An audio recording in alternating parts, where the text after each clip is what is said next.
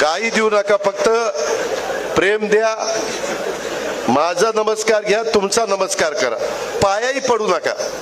मी जाहीरपणे सांगतो, आजचे पुढारी पाया पडण्याच्या लायकीचे नाही. ज्याच्या पाया पडतात त्याची हिस्ट्री आठवा. अरे म्हणाल मी कुणाच्या पाया पडलो, कुणाच्या पाया पडलो. आई बापाच्या पाया पडा ना, गुरूंच्या पाया पडा. तुम्हाला जो गुरु म्हणून शिकवतो त्याच्या पाया पडा ना. पूर्वी यशवंतराव चव्हाण, वसंतराव नाईक मोठी माणसं होती, आबाळा एवढी मोठी माणसं होती. त्यांच्या पुढे नतमस्तक होऊ ना.